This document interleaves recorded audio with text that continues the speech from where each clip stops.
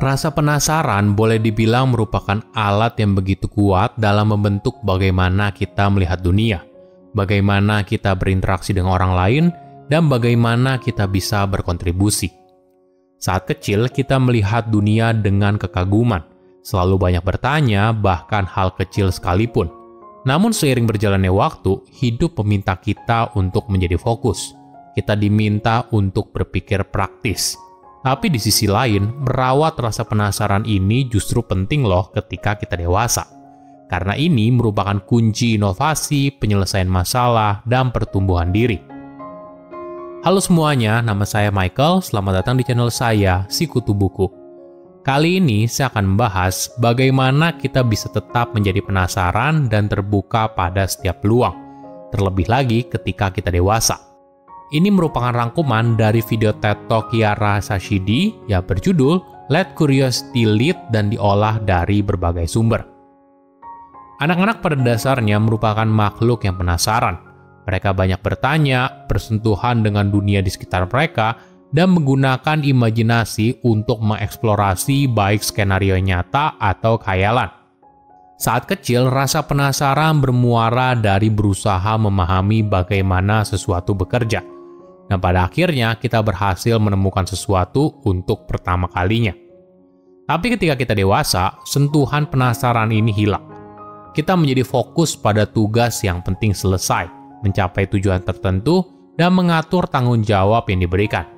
Jadi, daripada fokus mengeksplorasi ide baru atau bertanya, kita hanya fokus pada apa yang kita ketahui dan menghindari sesuatu yang tidak pasti.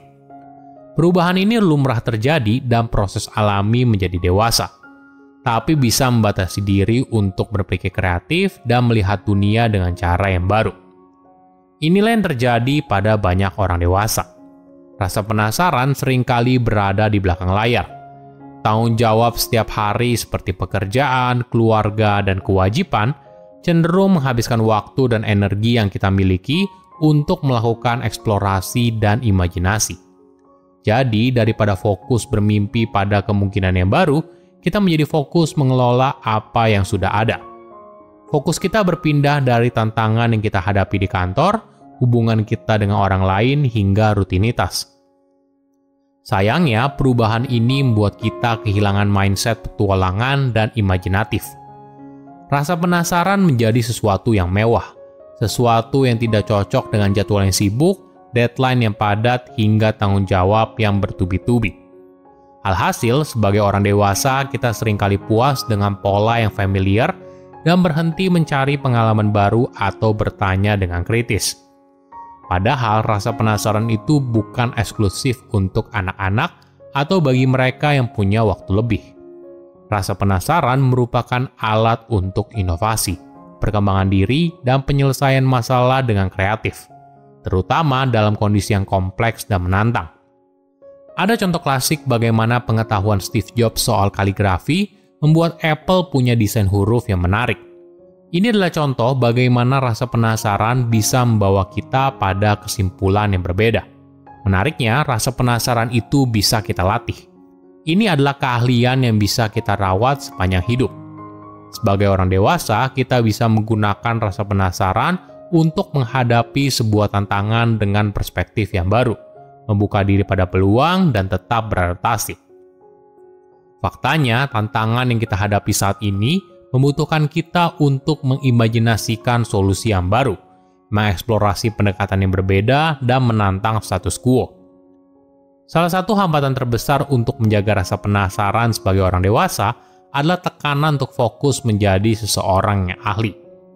Masyarakat seringkali mengagung-agungkan keahlian spesialis seseorang di satu bidang. Seseorang didorong untuk menjadi ahli dalam ilmu yang spesifik. Tentu saja hal ini penting, tapi mungkin saja terlalu fokus membuat kita mengenyampingkan minat yang lain, atau justru memberikan label pada hal lain sebagai gangguan. Rasa penasaran juga penting untuk menantang sistem yang ada dan membayangkan kemungkinan yang baru. Banyak struktur sosial seperti ekonomi, politik, dan sistem pendidikan dilihat sebagai sesuatu yang sifatnya rigid dan statis. Tapi realitanya, sistem ini dibentuk atas kepercayaan, aturan, dan tradisi yang dibangun seiring waktu. Hanya karena mereka sudah ada, bukan berarti ini satu-satunya atau cara terbaik untuk melakukan sesuatu. Faktanya, mungkin saja nilai-nilai yang dianut di masa lalu sudah tidak relevan di zaman sekarang. Misalnya di zaman dulu, pendidikan hanya bagi warna kulit tertentu.